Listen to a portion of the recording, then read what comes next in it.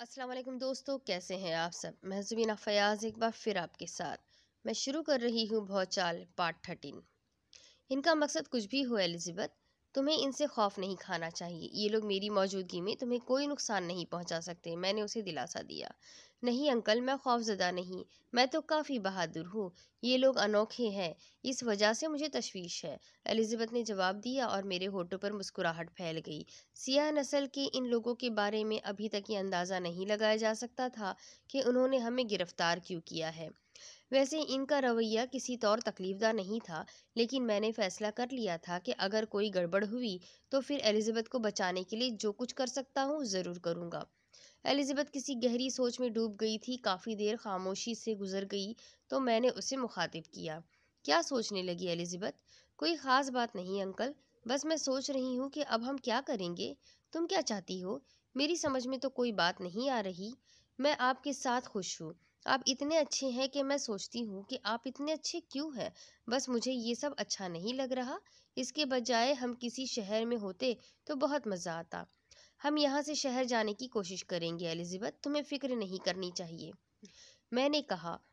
उसी वक्त चंद हबशी हमारी रिहाइशगाह में आ गए, लेकिन उनके हाथों में हमारे लिए खाने पीने की चीज़ें थीं। उन चीज़ों को देखकर मैं इन लोगों के बारे में अंदाज़ा कायम करने की कोशिश करने लगा। चंद वहशी मेरे पास आ गए। उनमें से मुझे पैगाम एक ने मुझे पैगाम दिया। सरदार ग्रोजन तुमसे मुलाकात का ख्वाहिशमंद है और उसने तुम्हें तलब किया है। लड़की भी मेरे साथ जाएगी, मैंने पूछा। उसने इस बारे में कोई हिदायत नहीं दी, ये तुम्हारी मर्जी पर है, उसने जवाब दिया।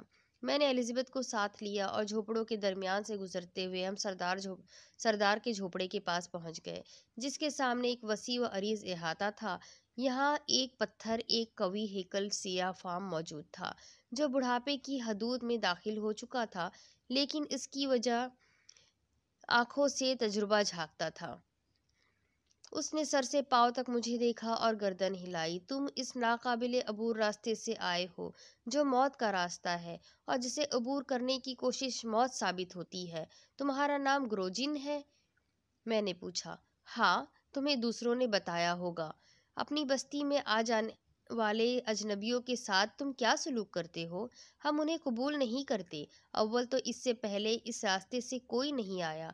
दूसरे रास्तों से लोग कभी कभी आ जाते हैं, और वो लोग होते हैं जो पहाड़ों की दूसरी तरफ धात और चमकदार पत्थरों के पुजारी होते हैं। उनके हुसूल के लिए वो जिंदगी की परवाह नहीं करते, लेकिन वो लोग गंदे ख्यालात के मालिक होते हैं। बहुत पहले हमें इनके बारे में इनके कामों पर एतराज़ नहीं था, हम इनसे ताउन करते थे, लेकिन फिर उनकी चंद बातों ने हमें तकलीफ़ पहुंचाई। वो हम में शामिल हो जाते, हमारी लड़कियों को बहकाते और फिर उन्हें छोड़कर चले जाते। मकसद सिर्फ सुनहरी धात और चमकदार पत्थरों का हुसूल होता। हमारे बहुत से लोग साथ उनकी वजह से मौत का शिकार हुए। तब शलोका ने इनके दाखिले की ममानत कर दी। उसने कहा कि ये लोग धात के लिए आने वालों को हलाक कर दिया जाए। तब से हम इसी उसूल पर कारबंद हैं। यही सवाल हम तुमसे करेंगे। मसलन, मैंने पूछा, क्या तुम भी सुनहरी धात की तलाश में आए हो? नहीं। क्या तुम सच बोल रहे हो? हाँ। अगर ये बात है तो सुबह की इबादत के वक्त तुम्हें शलूका के बुत के सामने इकरार करना होगा। लेकिन सुनो, शलूका के बुत के सामने झूठ सच नुमाया हो जाता है। अगर तुमने झूठ बोला तो जलकर सियाह हो जाओगे, लेकिन अगर तुम्हारी बात सच निकली तो तुम्हें एहतराम देंगे। हाँ, इसके सिवा कोई बात हो तो तुम हमें बता दो, ताकि हम मुतमईन हो जाएं। अगर मैं सच्चा निकला तो क्या तुम मेरी मदद करोगे? क्या मदद चाहते हो? दूसरे रास्ते से मुझे महज़िब दुनिया तक पहुंचा देना। मैं वादा करता हूँ कि ना तो सुनहरी धात का कोई टुकड़ा अपने साथ ले जाऊंगा और ना ही तुम्हारी किसी औरत को कोई नुकसान पहुंचाऊंगा, मैंने कहा, और सरदार ने मेहरबान अंदाज में गर्दन हिला दी। मैं वादा करता हूँ कि अगर तुम सच्चे निकले तो मैं तुम्हारी पूरी मदद करूँगा। शुक्रिया सरदार, मैंने ममनूनियत से कहा। इस वक्त तक तुम्हें किसी तकलीफ़ का सामना नहीं करना पड़ेगा। जिस जगह तुम्हें ठहराया गया है वहाँ तुम्हें तकलीफ़ तो नहीं? कतई नहीं। ठीक है, तुम आराम करो, किसी भी ज़रूरत को बयान कर सकते हो, सरदार ने कहा। मैं तुमसे मज़ीद मालूमात करना चाहता हूँ सरदार। पूछो। خود تمہارا طرز زندگی کیا ہے؟ تمہارے قبیلے کا کوئی نام ہے؟ یہاں ان اطراف میں دوسرے قبائل بھی آباد ہوں گے؟ ہم سب شلوکا کہلاتے ہیں اور یہی ہمارے قبیلے کا نام ہے۔ دیوی شلوکا ہماری نگرانی کا محافظ ہے۔ اس کا جادو سب سے عظیم ہے۔ ہاں، وہ لوگ جو اپنے جادو آزماتے ہیں شلوکا کے مجرم ہوتے ہیں۔ ایسے مجرموں کو دیوی چھوٹ دیتی ہے اور انہیں 1000 راتیں دی جاتی ہے۔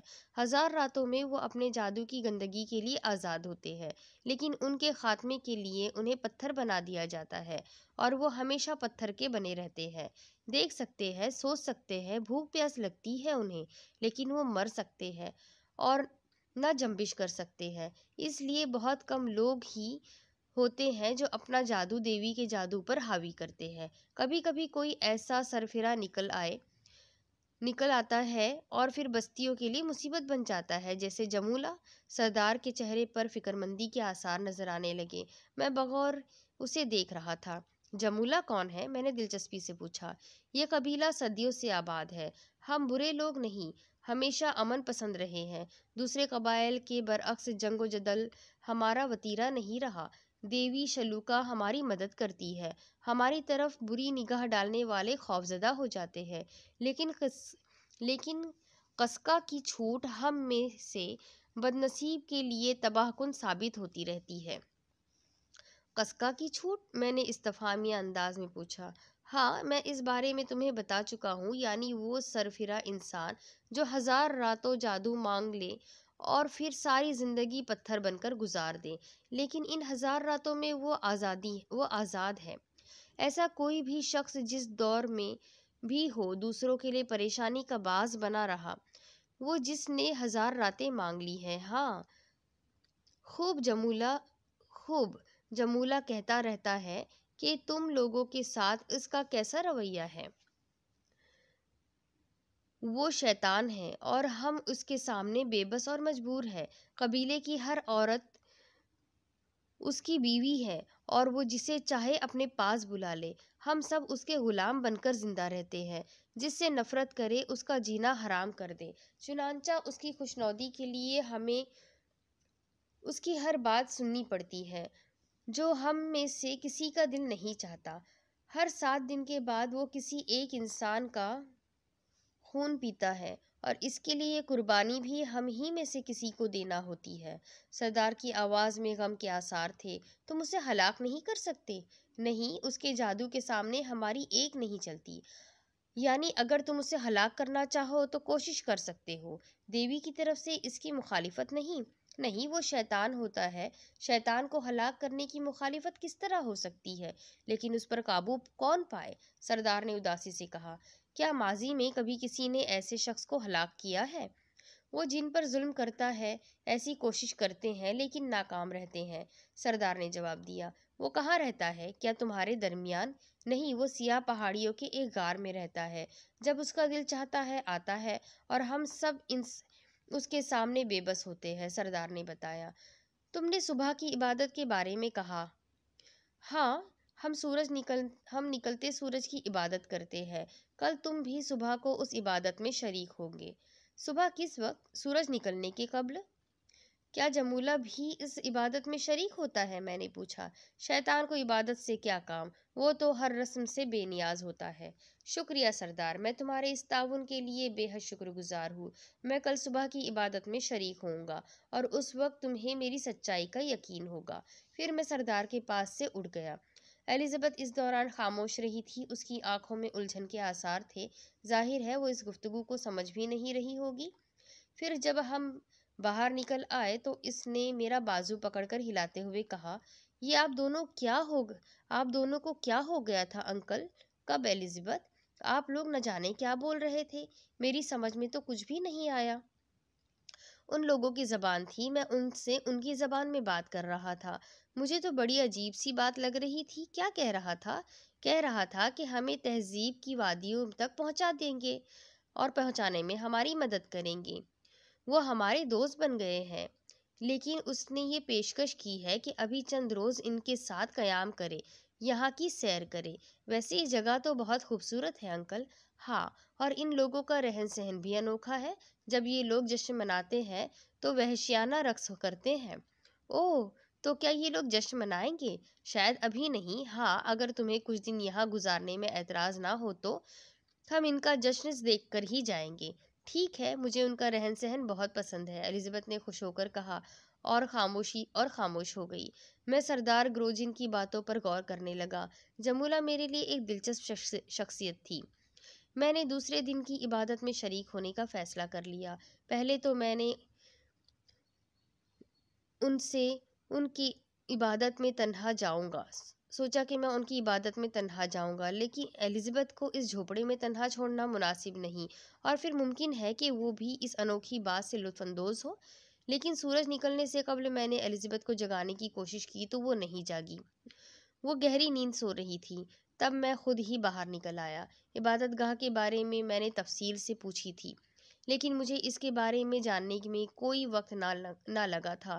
ایک سیاہ فاسا نے شانے سے پکڑ کر روک لیا، وہ چونک کر رک گیا۔ کیا تم صبح کی عبادت میں شریک ہوتے ہو؟ میں نے پوچھا۔ میں جا رہا ہوں، لیکن تم؟ میں بھی تمہارے ساتھ چلوں گا۔ تم؟ وہ حیرت انگیز دلچسپی سے بولا۔ ہاں، تمہیں حیرت کیوں ہے؟ اس لیے کہ تم ہم میں سے نہیں ہو، تمہارا عبادت کرنا ہمارے لیے حیرت انگیز ہوگا۔ بہرحال مجھے اپنی عبادت گاہ لے چلو، آؤ میرے ساتھ آ جاؤ، اس نے کہا، اور میں اس کے ساتھ چل پڑا۔ اس کا رخ جھوپڑوں کے عقبی میدان کی جانب تھا۔ میں اس میدان کی دوسری سمت سے یہاں آیا تھا، اس لیے یہ عقبی حصہ ابھی تک میری نگاہ سے پوشیدہ تھا۔ نیم تاریکی میں یہ ماحول بے حد دلکش اور پراسرار لگ رہا تھا۔ عقب میں ایک وسیع و عریض میدان تھا، جس کے اختتام پر سیاہ پہاڑیوں کا سلسلہ تا حد نگاہ تھا۔ یہ پہاڑیاں اس طرف کے ماحول کی ضد تھیں۔ حسین مرغزاروں میں ان کی بدنمائی عجیب سی لگ رہی تھی۔ میں نے دلچسپی سے یہ منظر دیکھا۔ ان کے درمیان آگ جل رہی تھی۔ میرا رہبر ایک جگہ کھڑا ہو گیا اور میں نے ٹھٹک کر اسے دیکھا۔ یہی عبادت کا میدان ہے۔ درمیان میں سلگتی ہوئی آگ سورج کے عکس کا پرتو ہے۔ یہ سورج کی آگ کی نشاندہی کرتی ہے، اور ہم اس کی عبادت کریں گے، میرے رہبر نے کہا۔ لیکن میرے دوست، ابھی تو یہاں زیادہ لوگ نہیں آئے، کیا بستی کے سب لوگ عبادت نہیں کرتے؟ میں نے سوال کیا۔ مجال ہے کسی کی؟ ہر شخص صبح کو سورج کی آمد کا انتظار اس آمد میں کرتا ہے۔ چند ساتھ دیکھتے جاؤ، ابھی وقت نہیں آیا، اس نے کہا، اور میں نے خاموشی سے گردن ہلا دی۔ یہ ساری چیزیں میرے لیے بڑی ہی دلچسپ تھیں۔ میں اسی سوچ میں گم تھا کہ آگ میں سفید دھوئیں کے بادل نمودار ہوتے دیکھے۔ ایک عجیب انوکھی سی خوشبو چاروں طرف پھیل گئی تھی۔ غالباً آگ کے علاوہ میں خوشبودار چیز ڈال دی گئی تھی، اور اس کے ساتھ ہی اچانک چاروں طرف سے چیخوں کی آوازیں ابھرنے لگی، اور تیزی کے ساتھ میدان لوگوں سے بھرنے لگا۔ پہلی صف، دوسری صف، اور پھر تیزی سے صفیں بھرنے لگیں۔ صفوں کے درمیان میں بے ہنگم انداز میں وحشی رقص کرتے پھر رہے تھے۔ یوں لگ رہا تھا جیسے زمین سیاہ فام ننگ دھڑنگ آدمی اگل رہی ہو۔ تب مجھے ایک آواز سنائی دی۔ یہ آواز گروجن کی تھی۔ گروجن چیخ رہا تھا، باہر سے آنے والے اجنبی، تم جہاں بھی ہو میرے پاس آ جاؤ، میں اس تیز الاووں کے پاس موجود ہوں۔ میں لوگوں کے ہجوم کو چیرتا ہوا آگے بڑھنے لگا۔ میرا ساتھی ایک لمحے کے لیے حیران رہ گیا تھا۔ چند ساعت کے بعد میں گروجن کے نزدیک پہنچ گیا۔ گروجن الاوے کے پاس ہی موجود تھا۔ اسے تلاش کرنے میں مجھے کوئی وقت نہیں ہوئی۔ شعاعوں کی روشنی اس کا چہرہ روشن کر رہی تھی۔ گروجن کے نزدیک ہی 4 آدمی بھی موجود تھے جو کافی عمر رسیدہ تھے، اور جن کے بازو جٹاؤں کی شکل میں نیچے تک پھیلے ہوئے تھے۔ بدن ان کے بھی ننگ دھڑنگ تھے، اور ان کے بدن پر عجیب و غریب قسم کے نقش و نگار بنے ہوئے تھے، ایسے نقش و نگار جو میں اس سے پہلے بھی لوگوں کو آرائش بدن کے لیے بناتے ہوئے دیکھ چکا تھا۔ سردار گروجن نے مجھے اپنے بالکل قریب بلا لیا، اور تب میں نے پہلی بار اس عجیب و غریب مجسمے کو دیکھا جو خاصا طویل و عریض تھا۔ سیاہ رنگ کے پتھر پر تراشی ہوئی دیوی عجیب و غریب قسم کی خدوخال کی مالک تھی۔ انتہائی بھونڈے سے خدوخال تھے، اور باقی بدن کو کو نسوانی روپ دینے کی ناکام کوشش کی گئی تھی، یہ دیوی شلوکا تھی جس کے سامنے مجھے مقدس قسم کھانی تھی۔ میں گروجن کے پاس کھڑا ہو گیا۔ عبادت شروع ہو گئی۔ آہستہ آہستہ سورج بلند ہو رہا تھا اور اس کے ساتھ ساتھ ان کے جوش و خروش میں اضافہ ہوتا جا رہا تھا۔ اتنا شور مچا رہے تھے، اتنا چیخ رہے تھے کہ کان پڑی آواز سنائی نہ دیتی تھی۔ مرد، عورتیں، بوڑھے، بچے سبھی موجود تھے اور سب کے سب دیوانہ وار چیخ رہے تھے۔ یہ ایک انوکھی عبادت تھی میں سوچ رہا تھا کہ یقینی طور پر جھوپڑے میں الزبتھ جاگ اٹھی ہوگی۔ اس تصور کے ساتھ میں تھوڑا سا پریشان بھی ہو گیا تھا۔ بہر صورت لوگوں کے پاس سے نکلنا آسان نہیں تھا۔ یوں بھی میں نے گروجن کو مطمئن کرنے کا وعدہ کیا ہوا تھا۔ میں خاموشی سے اس کی طرف دیکھتا رہا۔ جو ہی سورج کی پہلی کرن نمودار ہوئی، وہ سب اچانک خاموش ہو گئے۔ اتنی تیز چیخوں کے بعد خاموشی بڑی عجیب اور انوکھی لگ رہی تھی۔ میں دم سادھے ان لوگوں کی حرکات و سکنات دیکھ رہا تھا۔ چند سیکنڈ وہ لوگ خاموش رہے اور سورج بلند ہوتا رہا۔ پھر جب سورج نے سر ابھارا تو وہ لوگ مطمئن ہو گئے، گویا اب عبادت ختم ہو گئی تھی۔ تب گروجن مسکراتے ہوئے بولے، میرے دوست، نہ جانے کیوں مجھے تمہاری بات پر یقین ہے۔ حالانکہ ہمارے مذہب میں یہ بات نہیں کہ ہم کسی ایسے شخص پر بھروسہ کریں جو ہمارا ہم مذہب نہ ہو اور مسافر یا اجنبی ہو۔ پھر اس نے دیوی شلوکا کے سامنے اپنی سچائی کا ثبوت نہ پیش کر دیا ہو۔ تاہم میں چاہتا ہوں کہ تم اپنی سچائی کا ثبوت دو۔ کیا چاہتے ہو؟ میں نے پوچھا۔ سامنے آؤ، گروجن بولا، اور میں دیوی شلوکا کے بت کے سامنے پہنچ گیا۔ تب گروجن نے ایک بوڑھے کو اشارہ کیا اور وہ بوڑھا ہمارے نزدیک پہنچ گیا۔ گروجن بوڑھے سے مخاطب ہوا اور بولا، عظیم فرزونہ، ناقابل عبور راستوں سے آنے والا شخص کہتا ہے کہ وہ ایک بھٹکا ہوا ہے اور سمندر کے راستے یہاں تک پہنچ گیا ہے۔ یہاں آنا اس کا مقصد نہیں تھا اور نہ ہی اسے کسی چمکدار پتھروں اور سنہری دھات کی تلاش میں یہاں آیا ہے۔ یہ اس جگہ سے نکل جانے کا خواہش مند ہے اور اس سلسلے میں اپنی سچائی کا ثبوت پیش کرنے کے لیے دیوی شلوکا کے سامنے آیا ہے۔ میں نے کہا ہے کہ اگر یہ دیوی شلوکا کے سامنے کھڑے ہو کر قسم کھا لے اور یہ ثابت کر دے کہ وہ چمکدار پتھروں کی تلاش میں آنے والا شخص نہیں، تو میں اس کی مدد کروں گا۔ قبیلے کے قانون کے مطابق اگر یہ شخص بھی چمکدار پتھر اور سنہری دھات کی تلاش میں یہاں آیا ہے تو پھر ہم اس کی کوئی اعانت نہیں کریں گے اور پھر اسے شلوکا کے قدموں پر قربان کر دیا جائے گا، اور اگر یہ ہمارا دشمن نہیں تو ہم اس سے کوئی تعرض نہیں کریں گے اور اسے ان علاقوں میں پہنچا دیں گے جہاں سے یہ اپنی دنیا میں واپس چلا جائے۔ چنانچہ عظیم فرزونہ، تم اس کے لیے مقدس قسم لو۔ بوڑھے نے سر جھکایا اور لکڑی کے اس بڑے برتن کی طرف متوجہ ہو گیا جس میں کسی لکڑی کا برادہ تھا اور اس برادے کی خوشبو فضا میں پھیلی ہوئی تھی۔ میرے نزدیک آؤ، بوڑھے کی لرزتی آواز ابھری اور میں اس کے نزدیک پہنچ گیا۔ دیوی شلوکا کے سامنے جھوٹی قسم کھانے والے راکھ کے ڈھیر میں تبدیل ہو جاتے ہیں۔ چلو اس خوشبو سے مٹھی بھر کر الاوے میں ڈال دو۔ میں نے اس کی ہدایت پر عمل کیا۔ آگ سے سفید دھوئیں کے ساتھ خوشبو پھر سے اٹھی، فضا میں پھیل گئی۔ سردار کھسک کر میرے قریب آ گیا۔ تب بوڑھے نے کہا، ہاں بولو، تمہارے یہاں آنے کا مقصد کیا ہے؟ جیسا کہ میں پہلے سردار گروجن کو بتلا چکا ہوں کہ میں ایک تباہ شدہ جہاز سے یہاں تک پہنچا ہوں اور اس طرف آنے کا مقصد اس کے سوا کچھ نہیں کہ میں تہذیب یافتہ یہاں سے نکل جاؤں، اور اس میں جھوٹ ہو تو تمہارے عقیدے کے مطابق مجھے ضرور نقصان پہنچے۔ سردار کی آنکھیں دیوی کی طرف نگراں ہو گئی، لیکن کوئی قابل ذکر واقعہ پیش نہ آیا۔ سردار نے آگے بڑھ کر مجھے گلے لگا لیا۔ ہاں، میں نے تجھے سچا تسلیم کیا اور اب مجھے تجھ پر کوئی شک نہیں۔ میں اپنا وعدہ پورا کروں گا۔ میں نے سردار کی پیٹھ تھپ تھپائی اور سردار مجھے لیے ہوئے چل پڑا۔ عبادت پوری ہونے کے بعد بستی کے دوسرے لوگ بھی واپس چل پڑے تھے اور میدان خالی ہوتا جا رہا تھا۔ مجھے یقین ہے تم نے اس بات کا برا نہیں مانا ہوگا اجنبی۔ نہیں، اس میں برا ماننے کی کوئی بات نہیں تھی۔ تمہیں مطمئن کرنا بھی تو ضروری تھا۔ مطمئن تھا کہ میں نے جھوٹ نہیں بولا اور میں مطمئن تھا کہ میں نے جھوٹ نہیں بولا۔ تب مجھے 2 دن کی مہلت دے، میں تیرے لیے سفر کا بندوبست کروں گا، راستے میں تکلیف نہ ہو۔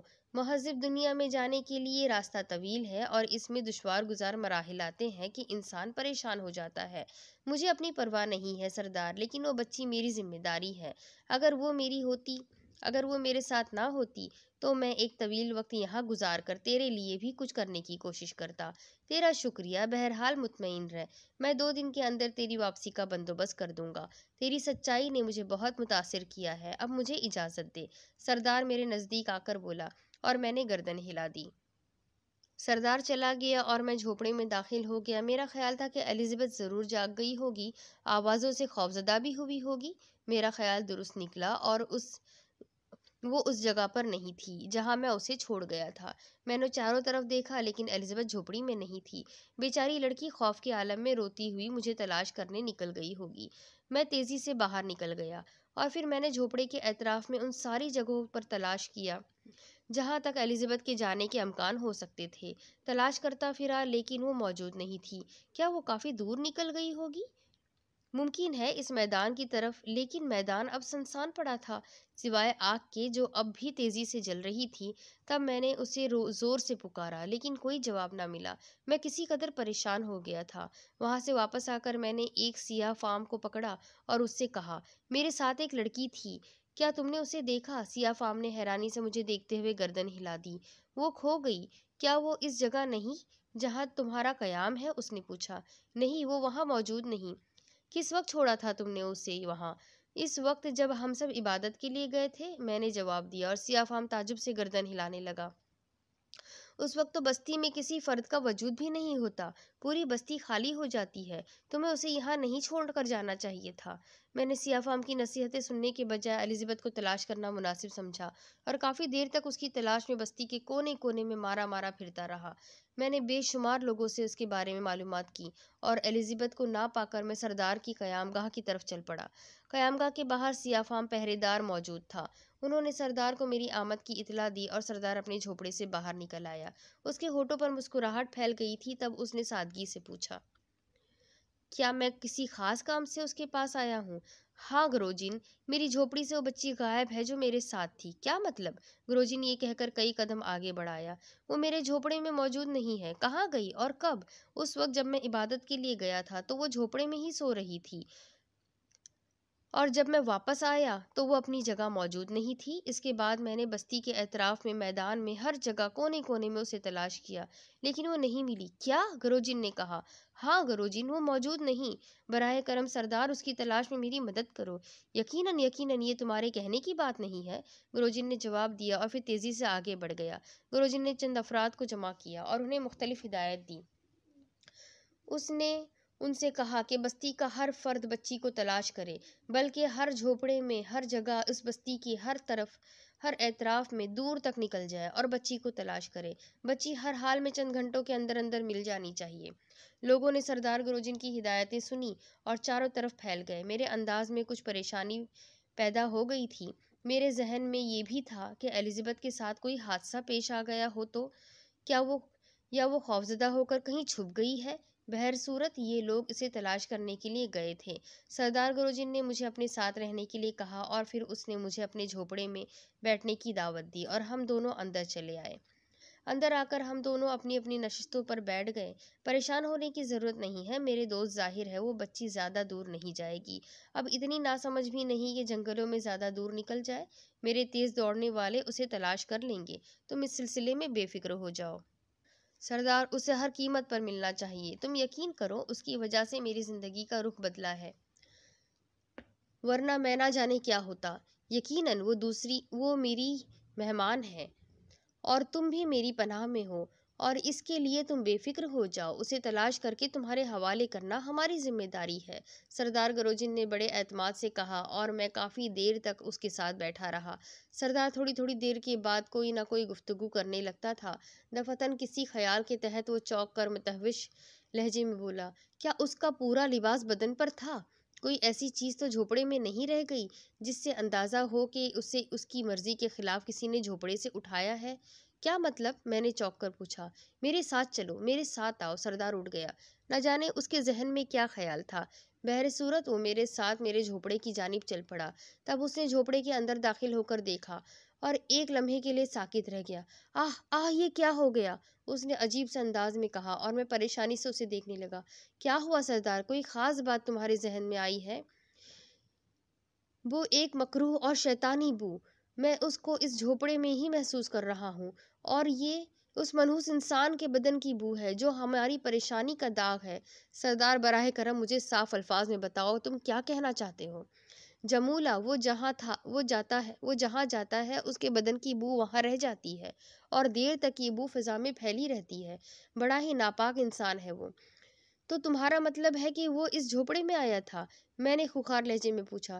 میرے دوست، اگر میرا تجربہ غلط نہیں ہے، لیکن ٹھہرو، میں ایک شخص کو بلاتا ہوں، وہ اس بات کی صحیح نشاندہی کر سکے گا، سردار گروجن نے کہا اور باہر نکل آیا۔ پھر اس نے کسی کو بلانے کے لیے کہا، اور چند ساعت کے بعد وہی بوڑھا جھوپڑے میں موجود تھا۔ بوڑھے نے جو ہی جھوپڑے میں قدم رکھا اور ٹھٹک گیا۔ گروجن، جمولہ کی بو محسوس ہو رہی ہے؟ اس نے لرزتی ہوئی آواز میں کہا، اور اس نے دونوں ہاتھوں سے اپنا سر پکڑ لیا۔ میں خاموشی سے ان دونوں کی شکل دیکھ رہا تھا۔ پھر میں نے آگے بڑھ کر کہا، تم دونوں کا کیا خیال ہے؟ براہ کرم مجھے بھی بتاؤ۔ اب یہ قطعی اتفاق ہے کہ میں نے تمہیں شیطان صفت جمولہ کے بارے میں بتایا تھا۔ میرا خیال ہے کہ لڑکی کو جمولہ لے گیا ہے۔ لیکن کیوں؟ میں نے گرجدار آواز میں پوچھا۔ کیا کہا جا سکتا ہے اس شیطان کے بارے میں؟ لیکن اس منحوس نے بہت بری حرکت کی ہے۔ بتاؤ اب کیا کیا جائے؟ سردار نے بوڑھے سے سوال کیا۔ ہم سب اس کے سامنے بے بس ہے، کوئی کیا کر سکتا ہے؟ بوڑھے نے لاچاری سے کہا۔ وہ کہاں ملے گا؟ جمولہ کے بارے میں پوچھ رہے ہو؟ ہاں، اس منحوس کا ٹھکانہ انہی سیاہ پہاڑیوں میں ہے جنہیں تم نے عبادت گاہ کے آخری سرے پر دیکھا ہوگا، لیکن اس کو تلاش کرنا ناممکن ہے۔ سردار، اس ناممکن کو ممکن بنانا ہوگا۔ ویسے بھی یہ اصول مہمان نوازی کے خلاف ہے۔ یقین کرو میرے دوست، میں شرمندہ ہوں۔ ہم نے یہاں جمولہ کی بو محسوس کی، اس لیے ہمارا خیال اس طرف گیا ہے۔ لیکن جمولہ، اگر اس موذی سے ہمیں بھی نجات دلا سکتے ہو تو ہم تمہیں نجات دہندہ کہیں گے۔ میں نے کوئی جواب نہیں دیا۔ میں الزبتھ کو ایسے مصائب سے بچا کر لایا تھا جن میں موت یقینی تھی۔ یہاں آ کر میں اسے کھونا نہیں چاہتا تھا، اور اگر الزبتھ نہ ملی تو پھر نہیں کہہ سکتا کہ ان لوگوں کے ساتھ میرا کیا رویہ ہو۔ گروجن سچا انسان تھا، اس کی نیت میں کوئی کھوٹ نہیں تھا۔ بہرحال میں الزبتھ کے لیے سخت پریشان تھا۔ پھر میں نے سردار سے کہا، مجھے ہتھیار چاہیے سردار۔ ہاں ضرور، آؤ میرے ساتھ۔ سردار مجھے اپنے جھوپڑے میں لے گیا، اور پھر اس نے مجھے ہتھیاروں کے ذخیرے کے سامنے کھڑا کر دیا اور بولا، اس میں سے جو پسند آئے لے لو۔ میں نے اپنی پسند کا ہتھیار لے لیا اور باہر نکل آیا۔ دوپہر کے بعد میں نے سیاہ پہاڑیوں کا رخ کیا۔ ایسا عجیب و غریب پہاڑی سلسلہ میں نے اس سے قبل نہیں دیکھا تھا۔ پوری چٹانیں اس قدر چکنی اور سپاٹ تھی کہ قدم جمانا مشکل تھا۔ میں اس غار کی تلاش میں بھٹکتا پھرا، لیکن سورج ڈھل گیا اور مجھے کوئی غار نظر نہیں آیا۔ میرے دل میں انتہائی غصہ تھا۔ اگر جمولہ مجھے مل جاتا تو میں اس کا خون پی جاتا، میں نے سوچا، اور اچانک ہی سردار کے کچھ الفاظ میرے ذہن میں گونج اٹھے۔ میں خاموشی سے واپس چل پڑا تھا۔ سردار بیچارہ اپنے طور پر کوشش میں مصروف تھا۔ اس نے میری صورت دیکھی اور ایک ٹھنڈی سانس لے کر گردن جھکا لی، پھر بولا، تم اس غار کو تلاش کرنے میں ناکام رہے ہوں گے؟ ہاں، لیکن میں ناکامی نہیں چاہتا سردار۔ میرے دوست، میں تمہارے لیے کیا کروں؟ تم نے کہا تھا سردار کہ وہ قبیلے کے کسی شخص کا خون پیتا ہے۔ ہاں، سردار چونک پڑا۔ اس کا کیا طریقہ کار ہوتا ہے؟ میں نے پوچھا۔ بس ڈوبتے چاند کی رات کو ایک نوجوان کو خوشبوؤں میں بسا کر سیاہ پہاڑیوں میں ایک مخصوص مقام پر بھیج دیا جاتا ہے، اور اس کے بعد اس کی خون نچوڑی ہوئی لاش وہاں سے اٹھا لی جاتی ہے۔ کتنے دن باقی ہے اس رات کو؟ صرف چند روز۔ لیکن کیوں؟ اس بار تم مجھے بھیجو گے سردار، میں نے کہا، اور سردار کسی سوچ میں گم ہو گیا۔ اس کے چہرے پر حزن و ملال کے آثار نظر آ رہے تھے۔ جب میں واپس اپنے جھوپڑے میں پہنچا، ایک دم اچھل پڑا۔ الزبتھ جھوپڑے میں موجود تھی، اس کی پشت میری جانب تھی۔ الزبتھ! میں بے اختیار اس کی جانب لپکا، اور میری آواز پر اس نے چونک کر گردن گھمائی۔ لیکن یہ الزبتھ تھی؟ میں اپنی جگہ ساکت رہ گیا۔ الزبتھ کی آنکھیں معمول سے کچھ گنا زیادہ بڑی ہو گئی تھی، اس کے جبڑے لٹکے ہوئے تھے، اور سرخ دانت ایسے نظر آ رہے تھے جیسے اس نے کسی کا خون پیا ہو۔ خون کے قطرے اس کے ہونٹوں کے نیچے تھوڑی پر بھی جمے ہوئے تھے۔ میں ششدر رہ گیا۔ الزبتھ کی یہ بھیانک شکل میرے لیے اجنبی تھی۔ الزبتھ مجھے دیکھ کر مسکراتی رہی، لیکن ان نگاہوں میں بچپن اور معصومیت نہیں تھی جو الزبتھ کی عمر کے ساتھ تھی۔ ان نگاہوں میں ایسی کیفیت تھی جیسے کوئی بھوکی بلی ہو۔ تب وہ چند قدم آگے بڑھی اور میرے نزدیک پہنچ گئی۔ میں نے اس کے بال اپنی مٹھی میں پکڑ لیے، اور وہ ایک دم اچھل پڑی۔ الزبتھ، یہ تمہیں کیا ہو گیا؟ अंकल, वो आहिस्ता से बोली, अंदाज सिसकी लेने का सा था। आप मुझे छोड़कर कहाँ चले गए थे अंकल? लोग कितनी जोर जोर से चीख रहे थे। मुझे डर लग रहा था अंकल। आप मुझे छोड़कर कहाँ चले गए थे? तुम्हारी तबीयत कैसी है एलिज़ाबेथ? मैंने हमदर्दी से पूछा। ठीक हूँ अंकल, अब तो आप आ गए हैं ना? हाँ एलिज़ाबेथ, लेकिन तुम्हें डर लग रहा था। हाँ, बहुत जोर से शोर की आवाज़ें आ रही थी। फिर क्या हुआ एलिज़ाबेथ? मैंने उसे गौर से देखते हुए कहा। कुछ नहीं अंकल, फिर आप आ गए, वो मासूमियत से बोली। मैं थोड़ी देर तक कुछ सोचता रहा और फिर मैं सरदार के झोपड़े की तरफ चल पड़ा। एलिज़ाबेथ मेरे साथ थी। ग्रोजिन एलिज़ाबेथ को देखकर उछल पड़ा। अरे, ये कहाँ मिली? वो खुश होकर बोला, लेकिन दूसरे ही लम्हे उसके होंठ सिकुड़ गए। उसके अंदाज में एक पुरस्रार कैफियत नजर आने लगी। फिर उसने मायूसी से गर्दन हिलाई। ओह, ये जमूला का शिकार हो गई। क्या मतलब? यकीनन इसे ले जाने वाला जमूला था और अब ये उसकी मिल्कियत है। वो जब और जहाँ चाहे इसे हासिल कर सकता है। मगर कैसे? मैंने परेशान लहजे में पूछा। ये इसकी रफाकत के बगैर कहीं नहीं जाएगी। अब ये इसके शहर में गिरफ्तार है, सरदार ने कहा। ये कैसे मुमकिन है? मुझे हुक्म दो मेरे दोस्त, मैं वही करूँगा जो तुम कहोगे। मैं उसे लेकर यहाँ से फ़ौरन निकल जाना चाहता हूँ। मेरी इस इत्तला के बावजूद? हाँ। तब तुम यहाँ रुको, मैं बंदोबस्त किए देता हूँ। काश तुम इस तरह इस मनहूस के इस भयानक जाल से निकल सको, सरदार ने कहा और फिर वो बाहर निकल गया। मैंने परेशान निगाहों से एलिज़ाबेथ को देखा। वो अब भी इतनी ही मासूम नज़र आ रही थी। एलिज़ाबेथ, मैंने उसे मुखातिब किया। हाँ अंकल, क्या सोच रही हो? आप कुछ परेशान नज़र आ रहे हैं। ओह नहीं एलिज़ाबेथ बेटे, मैं अगर परेशान था तो सिर्फ तुम्हारे लिए। तुम ठीक हो तो अब मुझे कोई परेशानी नहीं। अंकल, मैं कुछ बीमार हो गई थी क्या? मुझे कुछ याद नहीं आता कि सुबह को उस वक्त जब लोग चीख रहे थे और मैं सोते से जाग पड़ी थी, आप मौजूद नहीं थे। उसके बाद ये शाम कैसे हुई अंकल?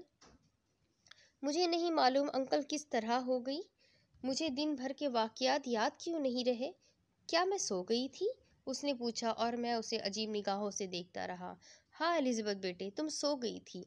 लेकिन अब ये बताओ, क्या तुम सफ़र के लिए तैयार हो? सफ़र? एलिज़ाबेथ ने ताज्जुब से पूछा। हाँ सफ़र। लेकिन क्यों अंकल? क्या हम यहाँ से जा रहे हैं? इतनी जल्दी क्यों अंकल? बस एलिज़ाबेथ, सरदार ग्रोजिन घोड़ों का बंदोबस्त करने गया है। हम लोग आज ही अभी और इसी वक्त यहाँ से ये बस्ती छोड़ देंगे और कहीं और चले जाएंगे, मैंने कहा और एलिज़ाबेथ मेरी जानिब देखने लगी। रात में अंकल? उसने ताज्जुब से पूछा। हाँ बेटे, रात में। लेकिन हम कहाँ जाएंगे? इन लोगों के गाइड हमें किसी मखसूस मकाम तक ले जाएंगे। वहाँ से हम अपनी जिंदगी की तरफ निकल जाएंगे। अंकल, ये तो मेरी दिली खुशी है। अंकल, कितनी देर में ये लोग हमारे साथ चलेंगे? मेरा ख्याल है थोड़ी देर के बाद, मैंने कहा और एलिज़ाबेथ मसरूर नज़र आने लगी। उसके चेहरे पर वही मासूमियत थी जो मैं उससे पहले देखता रहा था। लेकिन मेरे जहन में सरदार के कहे हुए अल्फाज का खौफ अभी बाकी था कि कहीं सरदार की बात सच ही न साबित हो। बेचारा सरदार ग्रोजिन मेरे साथ भरपूर ताउन कर रहा था। वो मुझसे कम परेशान नज़र नहीं आता था। 6 सवार हमारी रहनुमाई के लिए 6 घोड़सवार हमारी रहनुमाई के लिए तैयार थे। उनके अलावा 3 घोड़सवार और थे, जिनमें से 2 हमारी सवारी के लिए और 1 घोड़े पर ज़रूरत का सामान था। सरदार मुझे बस्ती की सरहद तक छोड़ने आया और वो अब परेशान भी था। मेरी बस्ती में तुम्हारे साथ बेहतर सलूक नहीं हो सका नौजवान, जिसके लिए मैं बहुत शर्मिंदा हूँ। मेरी दुआ है कि शलोका देवी की मदद से तुम इस शैतान के चुंगल से निकल जाओ। लेकिन अगर तुम्हें कोई वक्त महसूस हो तो मेरे दोस्त ग्रोजिन को अपना दोस्त समझकर उसके पास आ जाना। मैं तुम्हारी इस दोस्ती को याद रखूंगा ग्रोजिन, मैंने जवाब दिया और फिर रुखसत लेकर हम वहाँ से चल पड़े। ऑस्ट्रेलिया के ख़तरनाक इलाके में रात का सफ़र बेहद भयानक था। वहशी वहशी और खूंखार दरिंदे चारों तरफ भटकते फिरते थे और तारीक रातों में तो इनका ख़तरा और भी ज़्यादा हो जाता था। जिन लोगों को ग्रोजिन ने हमारे साथ किया था वो और बेहद निडर और तजुर्बेकार लोग थे। सारी रात वो हमारे साथ बेथकान सफ़र करते रहे और ये भी इत्तेफाक था कि रास्ते में कोई अहल अहले ज़िक्र वाक़या नहीं हुआ था। صبح کو ہم نے خود کو ایک سرسبز و شاداب جنگل میں پایا۔ جنگل زیادہ گھنا نہیں تھا اور درختوں کے نیچے سبزہ پھیلا ہوا تھا۔ ایک انتہائی گھنے سایہ دار درخت کے نیچے میں نے گھوڑا روک دیا۔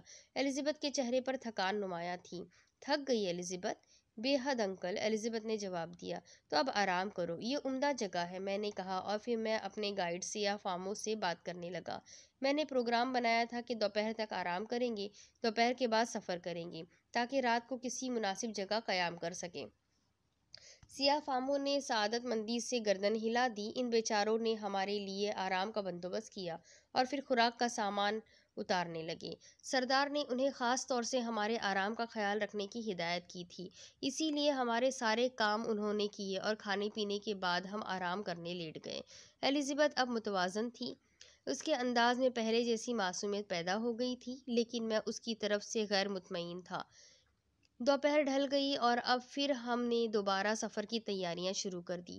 تھوڑی دیر کے بعد ہم اس جنگل کو عبور کر رہے تھے۔ چونکہ آرام کر چکے تھے اور تھکن دور ہو چکی تھی، اس لیے ہم اس وقت تک سفر کرتے رہے جب تک تاریکی کافی گہری نہ ہو گئی۔ ہم نے دوبارہ آرام کے لیے مناسب جگہ کا انتخاب کیا۔ اونچے اونچے ٹیلے چاروں طرف بکھرے ہوئے تھے، کہیں کہیں درخت بھی تھے۔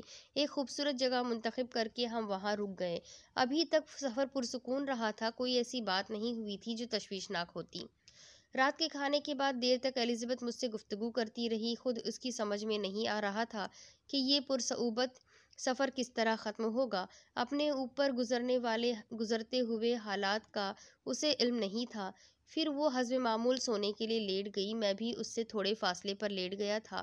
ہم سے کچھ دور سیاہ فام محافظ آرام کر رہے تھے، وہ بیچارے دو دو کر کے جاگ رہے تھے۔ گروجن نے ہماری بے لوث خدمت کی تھی۔ میں اس سے بہت متاثر تھا، لیکن اس بیچارے کے لیے میں کچھ نہیں کر سکا تھا۔ آخری رات کا چاند تھا، پہلے تو تاریکی رہی، پھر آہستہ آہستہ روشنی ہو گئی۔ میری آنکھیں نیم غنودہ ہوئی تھیں کہ میں نے کسی کو اپنے قریب محسوس کیا اور چونک پڑا۔ الزبتھ میرے سرہانے موجود تھی۔ نیند نہیں آ رہی؟ میں نے مسکراتے ہوئے پوچھا اور وہ بھی مسکرا دی، لیکن اس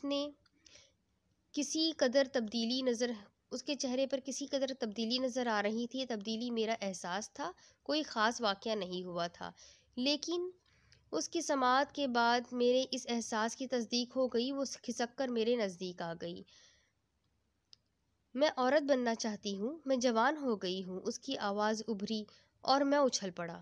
الزبتھ، میں نے اسے گھورتے ہوئے کہا، ہوش میں آؤ، مجھے مایوس نہ کرو ورنہ۔ میرا بھرپور ہاتھ اس کے منہ پر پڑا اور وہ کئی فٹ دور جا گری تھی۔ ٹھیک ہے، تم مجھے قبول نہ کرو، میں جا رہی ہوں۔ بات حد سے گزر گئی تھی، میں اس کے حال پر اسے نہیں چھوڑ سکتا تھا، چنانچہ میں نے لپک کر اسے پکڑا اور میرا ہاتھ اس کی گردن کے پشت پر پڑا۔ وہ لہرا کر زمین پر آ گری اور وہ بے ہوش ہو گئی تھی۔ اس کے آگے کی سٹوری میں آپ کو اگلی قسط میں سناتی ہوں کہ آخر الزبتھ کے ساتھ کیا ہوا اور وہ کب دوبارہ نارمل ہوگی، اس کہانی کا انت کیا ہے۔ یہ سب کچھ جاننے کے لیے میرے ساتھ بنے رہے، چینل کو سبسکرائب کر لیجئے، بیل آئیکن کو دبانا نہ بھولیں۔ اگلی قسط میں پھر ملیں گے، اللہ حافظ۔